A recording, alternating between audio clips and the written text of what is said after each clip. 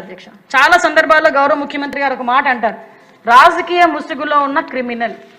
Yes, ఒక organised crime చేయటానికి ఎంతకైనా తెగిస్తాడని చెప్పడానికి ప్రపంచం మొత్తం మీద ద బెస్ట్ ఎగ్జాంపుల్ చెప్పాలి అంటే జగన్మోహన్ రెడ్డి పేరు చెప్పొచ్చు. ఎందుకు ఈ మాట చెప్తున్నానంటే 151 సీట్లు ఇచ్చి కూర్చోరా బాబు అసెంబ్లీలో దా అని చెప్తే వెకిలి చేష్టలు వేసుకొని అవమానపరిచి సాక్షాత్తు ప్రతిపక్ష నాయకుడిగా ఉన్న అప్పట్లో ప్రతిపక్ష నాయకుడిగా ఉన్న చంద్రబాబు నాయుడు గారిని అవమానించి ఇంట్లో ఉన్న తల్లుల గురించి చెల్లెల గురించి కూడా నానా మాటలు మాట్లాడి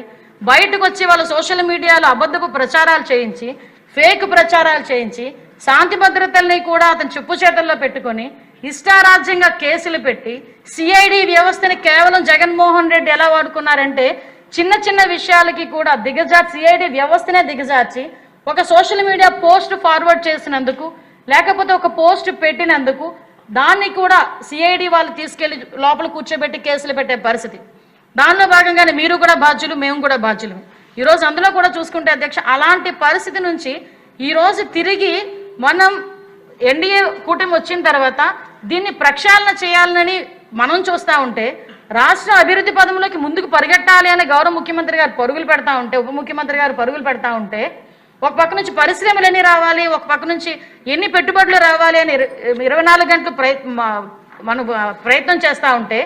సంక్షేమం అందించాలని ప్రయత్నం చేస్తూ ఉంటే ఈ రాజకీయ ముసుగులో ఉన్న క్రిమినల్ అధ్యక్ష, ఆ క్రిమినాలిటీ ఎక్కడ కూడా బయటకి పడుతున్నట్టుగా కనిపిస్తూ వెనకాతల ఒక వ్యవస్థని, ఒక క్రిమినల్ వ్యవస్థను తయారు చేసి మన మీదకు వదిలే పరిస్థితి అధ్యక్ష.